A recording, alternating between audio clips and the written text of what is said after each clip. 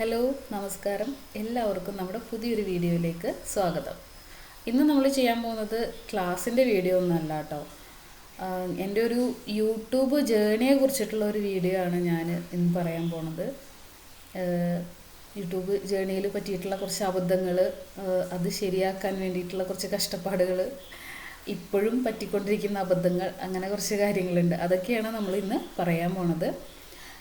ഞാൻ ഏതാണ്ട് ഒരു 2020 യൂട്യൂബ് ചാനൽ സ്റ്റാർട്ട് ചെയ്തത്. ഞാനൊരു ഇൻസ്റ്റിറ്റ്യൂട്ടിൽ കമ്പ്യൂട്ടർ ടീച്ചിങ് ആയിരുന്നു പ്രൊഫഷൻ. അപ്പോൾ ഒരു 2020 ആയപ്പോൾ നാട്ടിൽ നിന്ന് ഹസ്ബൻഡിൻ്റെ നാട് തിരുവനന്തപുരമാണ്. അവിടേക്ക് ഞങ്ങൾ മാറി. അപ്പോൾ ഞാൻ മലപ്പുറമാണ്.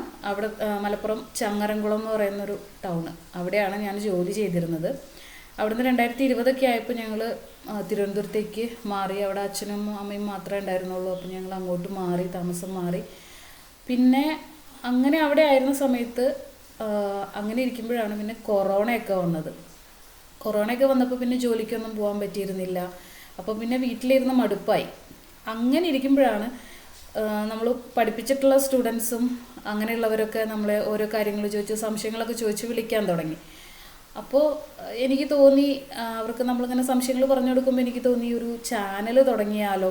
കാരണം അവർക്ക് നമ്മൾ പഠിപ്പിച്ചു കൊടുത്തിരുന്ന കാര്യങ്ങൾ അവർക്ക് സംശയം തോന്നുമ്പോൾ നമ്മൾ തന്നെ പറഞ്ഞു കൊടുക്കുന്ന രീതിയിൽ അവർക്കൊരു വീഡിയോ കിട്ടുകയാണെങ്കിൽ ഒന്നുകൂടെ എളുപ്പമാവുമല്ലോ എന്ന് കരുതിയിട്ട് പിന്നെ എനിക്കും അങ്ങനെ ചെയ്യണം എന്നൊരാഗ്രഹം വന്നു. അങ്ങനെയാണ് ഞാൻ 2020 യൂട്യൂബ് ചാനൽ സ്റ്റാർട്ട് ചെയ്തത്. ജോലിയൊന്നും ശരിയായിട്ട് ഉണ്ടായിരുന്നില്ല. അപ്പോൾ പിന്നെ എനിക്ക് തോന്നി ഒരു ചാനൽ തുടങ്ങാം, ക്ലാസ് എടുക്കുന്നത് എന്ന് വിചാരിച്ച് ഞാൻ സ്റ്റാർട്ട് ചെയ്തതാണ്. ചാനൽ തുടങ്ങി പതിയെയാണ് ചാനൽ പോയിക്കൊണ്ടിരുന്നിരുന്നത്. നമ്മൾ ഒച്ചഴയുന്ന പോലെ എന്നൊക്കെ പറയില്ലേ, അതിനേക്കാൾ കഷ്ടമായിട്ടായിരുന്നു ചാനൽ മുന്നോട്ട് പോയിരുന്നത്. എന്താണെന്നറിയില്ല, പതിയെ അങ്ങനെ പോയിക്കൊണ്ടിരുന്നു. ഒരുവിധം ചാനലിൻ്റെ സെറ്റിങ്സും കാര്യങ്ങളൊക്കെ ഞാൻ യൂട്യൂബ് വഴി തന്നെയായിരുന്നു നോക്കിയിരുന്നത്. ഒരുപാട് പേര് വീഡിയോസൊക്കെ ചെയ്തത് അതൊക്കെ നോക്കിയിട്ടാണ് യൂട്യൂബിൻ്റെ എല്ലാ കാര്യങ്ങളും സെറ്റ് ചെയ്തത്. പിന്നെ അങ്ങനെ പതിയെ സബ്സ്ക്രൈബേഴ്സൊക്കെ കുറവായിരുന്നു.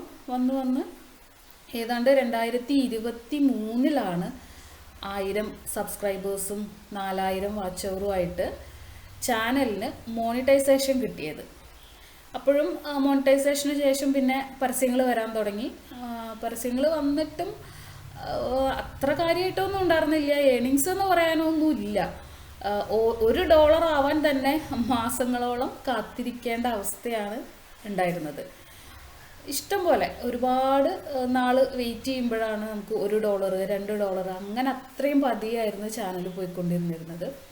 അങ്ങനെ ഒരുവിധമൊക്കെ ഞാൻ ഇടയ്ക്ക് സെറ്റിങ്സുകളൊക്കെ എന്തെങ്കിലുമൊക്കെ പുതിയത് അപ്ഡേറ്റ് വരുമ്പോൾ അതൊക്കെ ചേഞ്ച് ചെയ്യും. ഓരോ ചാനലിലത്തെ വീഡിയോസൊക്കെ കണ്ട് നമ്മളതൊക്കെ ചേഞ്ച് ചെയ്ത് ക്ലിയറാക്കി പോകുന്നിരുന്നു.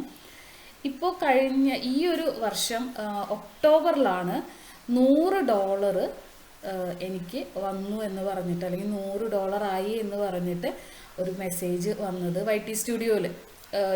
എന്നും നമ്മളിങ്ങനെ നോക്കും എത്രയായി എന്നിങ്ങനെ നോക്കിക്കൊണ്ടിരിക്കും നമ്മൾ. അപ്പോൾ $100 ആയി എന്ന് പറഞ്ഞപ്പോൾ ഭയങ്കര ഹാപ്പി ആയിരുന്നു. അത്രയും ആയല്ലോ എന്ന് വിചാരിച്ച്. അപ്പോൾ ഇനി പൈസ കിട്ടും, ആദ്യമായിട്ട് നമുക്ക് കിട്ടുന്ന ഒരു ഇൻകം അത് കയ്യിൽ വരാൻ പോകുന്നു, അങ്ങനെയൊക്കെ വിചാരിച്ച് ഭയങ്കര ഹാപ്പി ആയിട്ടിരിക്കുകയായിരുന്നു. അപ്പോൾ അതിൽ ഡേറ്റും കൊടുത്തിട്ടുണ്ടായിരുന്നു. ഒരു 21 മുതൽ 27 വരെ അങ്ങനെ എന്തോ ആയിരുന്നു ഡേറ്റ് കൊടുത്തിട്ടുണ്ടായിരുന്നത്. അപ്പോൾ ഞാൻ കരുതി ആ ഡേറ്റിൽ അക്കൗണ്ടിൽ പൈസ കയറും. കാരണം ആഡ്സെൻസിൽ നമ്മൾ എല്ലാ ഡീറ്റെയിൽസും കൊടുത്തിരുന്നു. അക്കൗണ്ടിൻ്റെ ഡീറ്റെയിൽ, വെരിഫിക്കേഷൻ കഴിഞ്ഞു, അങ്ങനെയുള്ള കുറേ കാര്യങ്ങളെല്ലാം ചെയ്ത് കഴിഞ്ഞിട്ടാണ് ഇരുന്നിരുന്നത്. അപ്പം അക്കൗണ്ടിൽ കയറുമെന്ന് വിചാരിച്ചു. ഡേറ്റ് കഴിഞ്ഞിട്ടും അക്കൗണ്ടിൽ പൈസ കയറുന്നില്ല. അപ്പോൾ പിന്നെ എനിക്ക് സംശയമായി, ഇതെന്ത് പറ്റി കയറാത്തതെന്ന് വിചാരിച്ചിട്ട് ആഡ്സെൻസ് ഒന്ന് എടുത്തു നോക്കിയപ്പോൾ ആഡ്സെൻസിൽ ഒരു മെസ്സേജ് വന്ന് കിടക്കുന്നുണ്ട്. സാധാരണ അതിൻ്റെ മുന്നേ എല്ലാതും ആഡ്സെൻസ് ഇടയ്ക്ക് ഞാൻ എടുത്തു നോക്കി ചെക്ക് ചെയ്യാറുണ്ടായിരുന്നു. പക്ഷെ ഇത് ഞാൻ കുറച്ച് നാൾ ഞാൻ ശ്രദ്ധിച്ചില്ല. വീഡിയോസ് കുറേ നാളൊക്കെ കുറേ ഗ്യാപ്പൊക്കെ ഇട്ടിട്ടാണ് വീഡിയോസൊക്കെ ഇട്ടിരുന്നത്. കുറേ ഫാമിലി ഇഷ്യൂസും അങ്ങനെയുള്ള കാര്യങ്ങളൊക്കെ കൊണ്ട് എനിക്ക് ശ്രദ്ധിക്കാൻ പറ്റിയിരുന്നില്ല. പിന്നെ ഇതിങ്ങനെ പഴയ പോലെ ഒന്നുമില്ലാതെ ഇങ്ങനെ പതിയെ നീങ്ങുന്നത് കാണുമ്പോൾ നമുക്ക് ഇടയ്ക്കൊന്ന് ഡസ്പാവും. അപ്പോൾ കുറേ നാൾ വീഡിയോസ് ഒന്നും ഇടില്ല, അങ്ങനെ വെക്കും. പിന്നെ കുറച്ച് കഴിയുമ്പോൾ അയ്യോ പോരാൻ തോന്നുമ്പോൾ വീണ്ടും ഇറങ്ങും. അപ്പോൾ അങ്ങനെയൊക്കെ ആയിട്ട് ഞാൻ ഇടയ്ക്ക് ശ്രദ്ധിച്ചിരുന്ന ആഡ്സൻസ്, പിന്നെ ഞാനത് വിട്ടുപോയി. അപ്പം പിന്നീട് ഇപ്പോൾ ഈ പൈസ കയറാതെ ആയപ്പോഴാണ് ഞാൻ ആഡ്സൻസ് ഒന്ന് എടുത്തു നോക്കുന്നത്. ആഡ്സൻസ് എടുത്തു നോക്കിയപ്പോൾ അതിലൊരു മെസ്സേജ് കണ്ടു, ടാക്സിൻ്റെ ഇൻഫർമേഷൻ സെറ്റ് ചെയ്തിട്ടില്ല, US ടാക്സ് ഇൻഫർമേഷൻ സെറ്റ് ചെയ്തിട്ടില്ല എന്ന് പറഞ്ഞിട്ട് ഒരു മെസ്സേജ് കണ്ടു.